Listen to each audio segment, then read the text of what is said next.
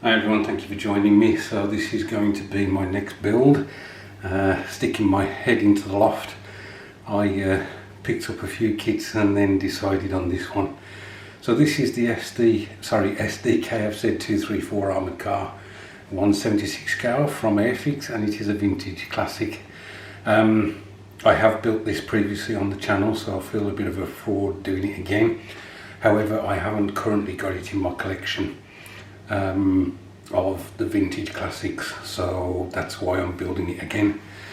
Let me just flip the box around so we can see what iterations we can build. So we only actually have the one iteration, and I don't think it even mentions where it is or what division, but I think it was either Tunisia or Italy, this particular vehicle. We get some crew figures included. I don't think I built them when I did this kit last time, so I think I will attempt to do them this time round. Let me just show you the contents of the box. So here are some of the sprues. As you can see, we've got the two sides of the vehicle. We've got the 8 road wheels, the hubs for the road wheels, we've got the suspension arms, the gun shield. I think this is the, what would you call that? It's where the gun bracket that comes off the turret. The 3 crew figures as well.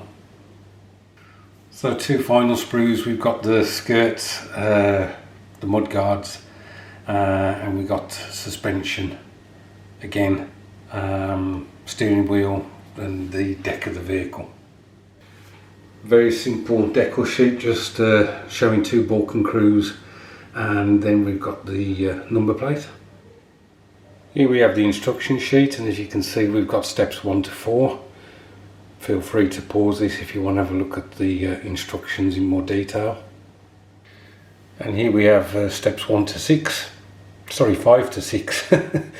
I don't remember this detail before, so I'll have to check on my previous video of I don't know how many years ago to see if that I showed that in the instructions. So that's the intro to this build. I'm going to keep it as one video as I have been doing. So that was just a review of the kit, very quick review. I shall crack on and make some progress, and when I have done I will show you where I am at. So I'll catch you in a bit. Okay, so I'm back with some progress. As you can see, the main body of the vehicle is all together. Everything's on cocktail sticks ready to be sprayed. I'm going to give it a prime of matte black, and then I will have to select my sand colour or whatever to start painting it.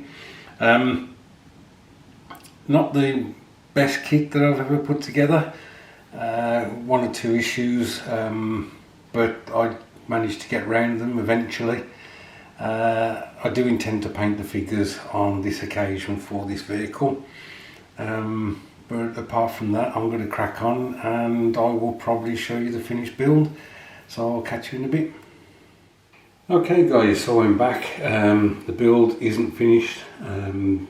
Basically I'm not particularly happy how this has turned out. The yellow paint for the vehicle is actually yellow ochre from Vallejo. It's much more yellow than I expected it to be. The fit of the vehicle as well, certain parts wasn't particularly good. I don't know whether you can make out from here, but the road wheels, the central hub where the axle would fit, they're all recessed. So there's a bit of a hollow there, and I would have thought that they were slightly prominent, if not flush. And that's on all 8 of the road wheels, so that's a bit annoying. So yeah, not really enjoying this. What I'm going to do is what I normally do with a paint job where I feel it's a bit too light, is I'm going to apply the Africa Core Wash from, who's it from? Ammo, is that MIG Ammo? Now usually I put that over a satin varnish, because a matte varnish, sorry, a matte finish, the wash will cling to the paintwork much more. But I'm just going to go for it over this matte finish. So I'm going to do that. I'm going to paint up the figures and then I will show you the end result. And it will be what it will be. If it's crap, then you will see that it's crap. But yeah, that's where I'm at the moment. So the next time you see this, it will be finished. So I'll catch you in a bit. Okay guys, so I put the Africa Core wash all over the vehicle, and as soon as it was dry I started wiping it off with Q-tips on a matte surface. As soon as it dries, wipe it off, because if you don't, if you leave it to the following day, it is a bugger to get off, it really is. Ask me how I know. I applied the decals over the top, and then what I did was I painted the same colour, the yellow ochre, in spots where the paint had been dinked by impacts, whether that was bullets or whether it had hit something. And then in some of those lighter yellow spots I put some dark brown to make it look as if it's the impact has actually gone down to the primer. So I'm much happier how this looks now. Obviously the crew on the back gives quite a nice bit of detail to it. Not particularly well painted again, and I don't think I had the right colour for the uniforms. What I did was I painted them desert yellow, so thought that was a bit too bright. So I then gave them a wash of Reichland Flesh Shade from Games Workshop, and then I just did a bit of highlight here and there with the same desert yellow. Thanks ever so much for watching, I do appreciate it. Look after yourselves, and I'll catch up with you soon.